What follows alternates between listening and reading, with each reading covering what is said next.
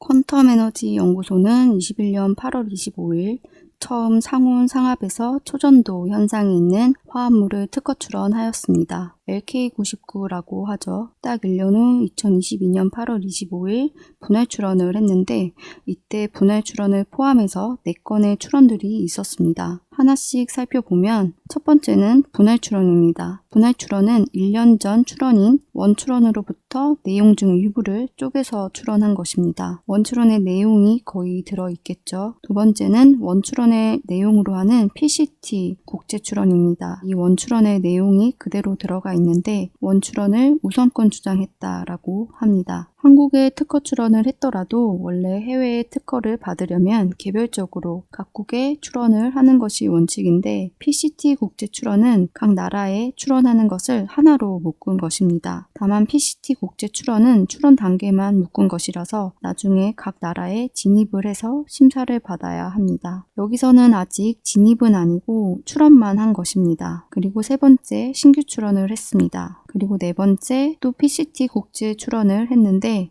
우선권 주장에 분할 출원과 신규 출원을 포함했습니다. 그렇게 되면 이 PCT 출원은 신규 출원과 분할 출원 내용이 들어가는 건데 분할 출원은 다시 원 출원을 기초로 하니까 결과적으로 신규 출원과 원 출원의 내용이 들어가 있습니다. 좀 희귀한 케이스죠. 왜냐하면 최초 출원인 원 출원을 우선권 주장하는 게 일반적인데 이 원 출원의 분할 출원을 우선권 주장했습니다. 특허는 출원일로부터 1년 6개월 후에 공개가 되는데 원 출원이 출원일 21년 8월 25일부터 1년 6개월 후인 23년 3월 6일 정도에 공개가 되었습니다. 그리고 분할 출원은 기초 출원인 원 출원의 출원일을 기준으로 하기 때문에 같은 날 공개가 되었습니다. 신규 출원은 22년 8월 25일 출원일이니까 1년 6개월 후인 24년 3월 5일 공개가 되었습니다. 그리고 두 건의 PCT 출원들도 우선권 주장 출원일을 기준으로 1년 6개월 후에 공개가 되는데 PCT 출원 1을 보면 원 출원을 우선권 주장하니까 원 출원을 기준으로 1년 6개월 후에 공개가 되었고 PCT 출원 2는 우선권 주장 출원이 2개인데 이 중 빠른 출원을 기준으로 1년 6개월 후에 공개됩니다. PCT 출원 2는 분할 출원과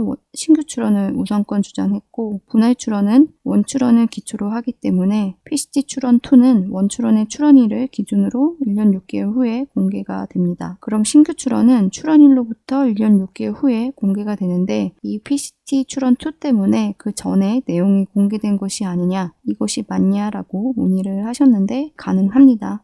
국내 출원을 여러 개 묶어서 PCT 출원하는 경우도 많고 이때는 여러 개의 우선권 주장 출원 중 가장 먼저 출원한 우선권 주장 출원일을 기준으로 PCT 국제 출원이 공개되기 때문에 우선권 주장 출원 중 늦게 출원한 출원은 1년 6개월 전이라도 공개가 되는 결과가 되죠. 그리고 참고로 아카이브의 논문이 공개된 날은 23년 7월 22일로 신규 출원을 제외하고 나머지 특허 출원들이 논문보다 먼저 공개가 되었습니다. 그럼에도 아카이브에 공개된 논문 때문에 이슈가 됐었죠. 그런데 신규 출원은 출원인이 퀀텀 에너지 연구소에서 권영원으로 24년 2월 26일 변경이 되었습니다. 퀀텀 에너지 연구소가 이 출원을 권영원님에게 넘겨주면서 원출원과 분할 출원의 발명자 협의를 한 것으로 보입니다. 원출원과 분할 출원의 발명자가 협의되지 않았다는 거절 이유가 있어서 이제 의견 제출 통지서를 특허청에서 받았는데 발명자가 협의되었고 의견서 제출 후에는 아직까지 별다른 진행 상황은 없습니다. PCT 국제 출원은 우선일로부터 2년 6개월 안에 개별국에 진입을 해야 하는데요. 둘 다 원출원, 출원일로부터 2년 6개월인 3월 초쯤에는 해외 국가에 진입을 해야 합니다. 개별국 진입을 했는지 여부는 자세히 추적하기 곤란한데 아직 둘 다 호주만 진입을 한 것으로 보입니다.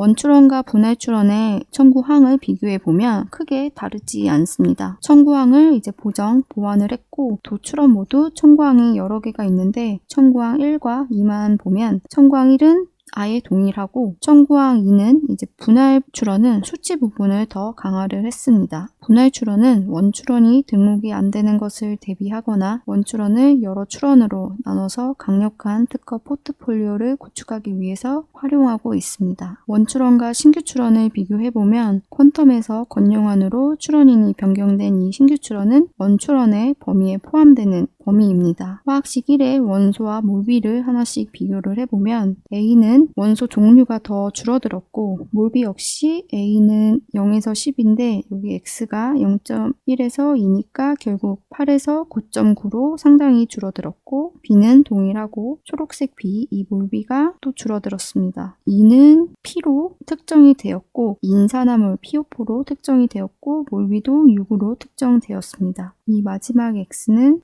산소 원자로 원출원의 여러 원소 중에서 산소로 특정이 되었습니다. 이 청구항이 만약 등록이 된다면 이 청구항이 특허의 권리 범위가 되는 것인데 청구항만 보았을 때는 신규 출원은 아직 원출원의 범위에 포함된다고 볼 수 있습니다. 다만 청구항은 심사를 하면서 심지어 특허가 등록된 후에도 일정 범위에서 수정이 되기 때문에 이 원출원과 신규 출원 모두 청구항을 아주 좁게 줄일 가능성이 높아서 심사 과정을 계속 지켜봐야 될 것 같습니다.